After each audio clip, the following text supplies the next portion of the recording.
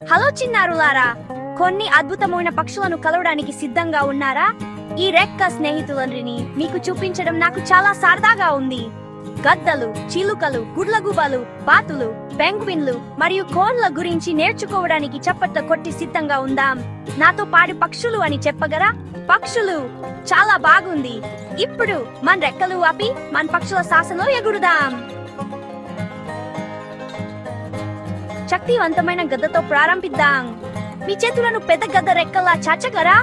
అలాగే గద్దలు చాలా పదునైన చూపు ఉంటుంది. దాని వలన అవి దూరం చూడగలవు. అవి ఆకాశంలో ఎగురుతాయి మరియు ఎత్తైన చెట్టపై లేదా కొండలపై గూళ్ళు కట్టుకుంటాయి. ఇప్పుడు రంగురంగుల చిలుకను కలుద్దాం. చిలుకలు చాలా ప్రకాశవంతంగా మరియు అందంగా ఉంటాయి. అవి ఎరుపు, నీలం, ఆకుపచ్చ మరియు పసుపు వంటి అనేక రంగులలో వస్తాయి. చిలుకలాగే హలో అని చెప్పగలరా? చాలా బాగుంది. చిలుకలు పండ్లు తినడానికి కూడా ఇష్టపడతాయి. చిలుకలాగే అరటి పండ్లు తింటట్లు నటిద్దాం. మన తదుపరి స్నేహితుడు తెలివైన గుడ్లగూబ. గుడ్లగూబలు రాత్రి పూట చురుగా ఉండే పక్షులు. వాడికి పెద్ద గుండ్రని కలరు ఉంటాయి. అవి తలను దాదాపు పూర్తిగా తిప్పగలవు. అందరం గుడ్లగూబ కర్రు చేసి ఆహో ఆహోని అందాం. గుడ్లగూబలు ఎగురుతున్నప్పుడు చాలా నిష్టంగా ఉంటాయి. ఇది రాత్రి పూట వాడి ఆహారాన్ని వేటాడడానికి సహాయపడుతుంది. ఇప్పుడు బాతును కలవడానికి వడలించేద్దాం. బాతులకు వెబ్బెడ్ పాదాలు ఉంటాయి. అవి నీటిలో ఈయడానికి సహాయపడతాయి. బాతు వెబ్బెడ్ పాదాల వల్ల మీ కాలి వెబ్లను కదిలించగలా? బాతులు క్వాక్ క్వాక్ అని అంటాయి. అందరం కలిసి క్వాక్ క్వాక్ అని అందాం. బాతులు చెరువులు మరియు సరస్సులలో స్ప్లాష్ చేయడానికి ఇష్టపడతాయి. మీ చేతులతో స్ప్లాషింగ్ మోషన్ చేయగలా? Splash splash. తరువాత మనకు ఉల్లాసభరితమైన పెంగ్విన్ ఉంది.